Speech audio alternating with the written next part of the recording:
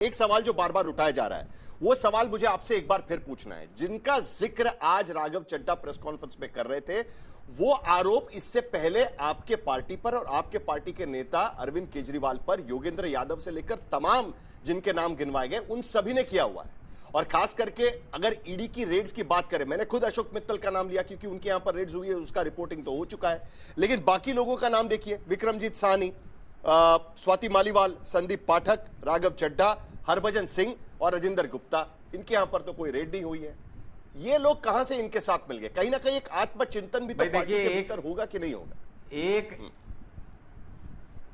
मैं कह रहा हूं कि एक आदमी के यहां पे रेड करके और बाकी 5-6 को अगर सैंपल दिखाया जाए कि जब इनके यहां हो सकती है तो तुम्हारे यहां भी हो सकती है, ये साफ साफ मॉडस ऑपरेंडी, ये साफ नजर आ रहा है। और जिस दिन ये रेड हुई थी, क्या उस दिन आम आदमी पार्टी ने आधिकारिक तौर पे ये नहीं बताया था कि राघव चड्ढा की शय पर बीजेपी के साथ मिलकर उन्होंने ये रेड कराई है, पार्टी तोड़ने की कोशिश के तहत कराई है, डराना चाह रहे हैं सांसदों को? हमने तो उसी दिन आधिकारिक तौर पे ये बता दिया था। तो आज हमारी बात ही सही साबित हुई। राघव चड्ढा उस दिन मना कर रहे थे कि मैं तो बीजेपी नहीं, मैं तो बीजेपी नहीं, आज बीजेपी की गोद में बैठ गए। कैरेक्टर तो उनका नजर आ रहा है। हमने तो उस दिन ही ये बात स्पष्ट कर दी थी कि वो बीजेपी के साथ मिलकर काम कर रहे हैं, इसलिए उनको उस पद से हटाया था। और ठीक है साहिल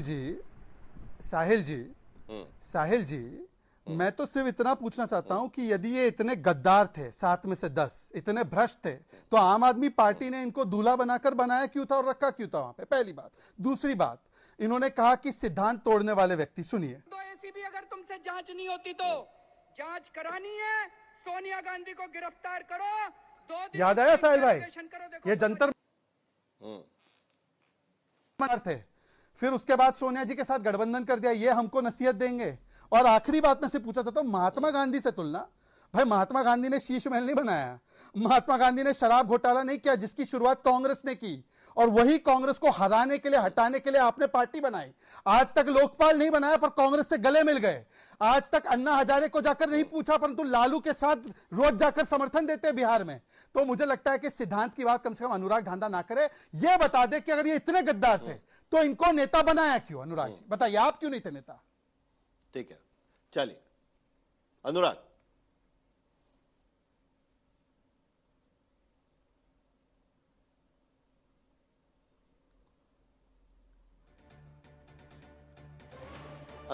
अनुराग आपकी आवाज नहीं आ पा रही है।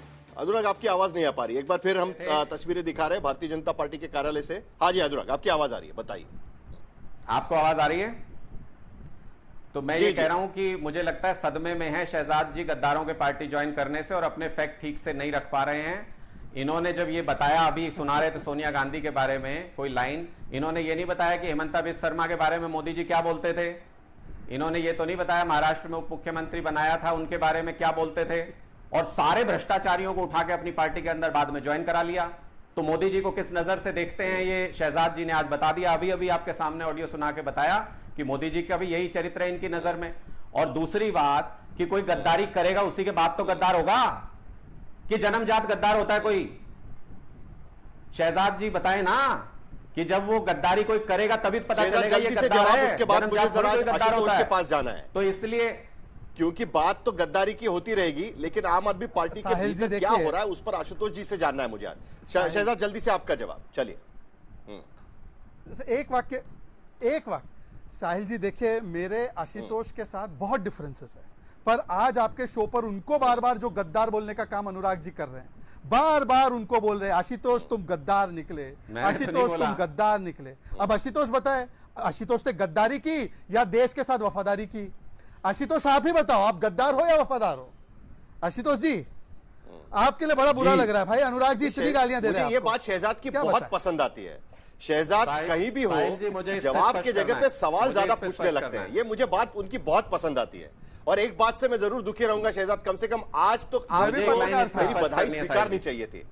भारतीय जनता पार्टी की स्ट्रेंथ बड़ी है राज्यसभा के भीतर, तो आपको आज कम से कम बधाई स्वीकारनी चाहिए थी, आपने ठीक नहीं किया। चलिए आशुतोष आप ही जवाब दे दीजिएगा शहजाद का, क्योंकि सवाल तो वही रहेगा मेरा। 4 तारीख को सारी बधाई। आज मैं एनालिस्ट के तौर पर आपको नहीं पूछूंगा, आप जरा पुरानी यादें ताजा करिएगा प्लीज। देखिए अनुराग जल्दी से एक लाइन, उसके बाद आशुतोष बोलेंगे प्लीज। देखिए साहिल, एक मिनट जरा अनुराग कुछ ऐड करना मुझे बोलनी है। शहजाद पूनावाला और अनुराग ढांडा दोनों ही मेरे मैं लिए सिर्फ बराबर हैं, दोनों ही मेरे लिए मुझे बहुत प्रिय हैं। और शहजाद शायद ये भूल गए कि 4.5 साल मैंने पॉलिटिक्स की है, तो थोड़ा बहुत पॉलिटिक्स मैं भी जानता हूं। मैं उनका ट्रैप में आने वाला नहीं हूं, और जो वो ट्रैप में मुझे लाना चाहते हैं, माफ करिए भाई, मैं उस ट्रैप में फंसने वाला नहीं। देखिए, 2-3 चीजें बड़ी महत्वपूर्ण है। मुझे लगता है कि इस बात को आम आदमी पार्टी में गहरा मंथन करना चाहिए कि ये जो चाहे राघव चड्ढा हो, संदीप पाठक हो, या फिर स्वाति मालीवाल, मैं इन तीनों का विशेष तौर पर नाम ले रहा हूं। बहुत ही कम उम्र में इन लोगों के करियर में फिनोमिनल ग्रोथ हुई है, और इन देयर अर्ली 30s और अर्ली 40s वो राज्यसभा के मेंबर भी बन गए, पंजाब में बहुत पावरफुल थे। स्वाति मालीवाल भी दिल्ली में महिला आयोग की अध्यक्ष थी और बहुत ही लोकप्रिय एक तरीके से थी। लेकिन उसके बावजूद आम आदमी पार्टी इनको अपने साथ रिटेन क्यों नहीं कर पाई? ये एक सवाल है जो मुझे लगता है कि इनको देखना चाहिए, क्योंकि ये सिर्फ इनका मामला नहीं है। अगर आप ध्यान से देखिए तो एक जमाने में योगेंद्र यादव बहुत पावरफुल थे आम आदमी पार्टी में, प्रशांत भूषण बहुत करीबी थे, इस तरीके की एक लंबी लिस्ट है उसमें। लेकिन वो सारे लोगों ने या तो पार्टी छोड़ दी या पार्टी छोड़कर किसी दूसरे पार्टी में चले गए। ये एक फंडामेंटल बुनियादी सवाल है जिसका जवाब मुझे लगता है आम आदमी पार्टी को खोजनी चाहिए। उसकी तुलना में जब मैं नरेंद्र मोदी की टीम को देखता हूं, तो जो आदमी उनके साथ लगा हुआ है वो 15 साल से लगा हुआ है, 20 साल से लगा हुआ है, तो क्या इसमें कुछ फंडामेंटल प्रॉब्लम है या इश्यूज है या नहीं है? राघव चड्ढा एक जमाने में बहुत पावरफुल थे। संदीप पाठक, पूरी पार्टी दरअसल संदीप पाठक के इशारे पे चलती थी, वो उस हद तक पावरफुल थे। पंजाब की जीत के लिए संदीप पाठक और राघव चड्ढा दोनों को काफी हद तक क्रेडिट दिया जाता है। और जब बहुत ही कम उम्र में इन दोनों को जब राज्यसभा भेजा गया, तो पार्टी में बहुत सारे ऐसे लोग थे जो निराश थे और नाराज थे इस बात को लेकर। तो मेरा कहना यह है कि जब आपने किसी का करियर इतना आगे बढ़ा दिया, तो ऐसे लोग क्यों पार्टी छोड़ रहे? और स्वाति मालीवाल तो उन लोगों में से है जो अन्ना के आंदोलन के 7 साल पहले से, जब वो शादरा में अपना एक एनजीओ चलाते थे, तब से उनके साथ थी। तो उनके साथ रिश्ते क्यों बिगड़ गए, या वो आम आदमी पार्टी छोड़ने के लिए क्यों मजबूर हुई? ये लगता है मुझे ज्यादा सवाल है, बजाय इसके कि आप मेरे ऊपर चर्चा करिए या मैं उस चर्चा के विषय में आऊं। नहीं आशुतोष जी, चर्चा तो आप पर भी होगी ना थोड़ी बहुत, क्योंकि जैसे ही पार्टी से लोग बिछड़ रहे हैं तो उसमें सबसे पहले झंडा उठाने वाले आप भी तो थे कि आप पार्टी से बिछड़ गए, और आपने जो मुद्दे रखे करीब करीब वही मुद्दे राघव चड्ढा रखने की कोशिश कर रहे हैं। सिर्फ उसके साथ साथ कुछ और क्रोनोलॉजी जुड़ी हुई है, वो तो हमने शहजाद से पूछ लिया, लेकिन आम आदमी पार्टी से सवाल पूछेंगे तो वो भी मुद्दे निकलेंगे। राज्यसभा के लिए जो चॉइसेस रखे गए उसको लेकर आपको दिक्कतें थी, तो उसके वजह से भी आज वही लोग तो छोड़कर जा रहे हैं, तो वो भी तो मुद्दा देखिए, मैंने कभी इस बात का पब्लिकली कभी इस तरीके का कोई इजहार नहीं किया ना। पार्टी छोड़ने के बाद मैंने कभी आम आदमी पार्टी पे किसी तरीके का आरोप लगाया।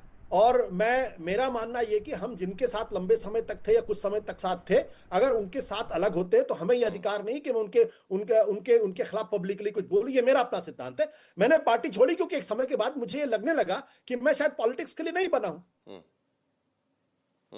ठीक है।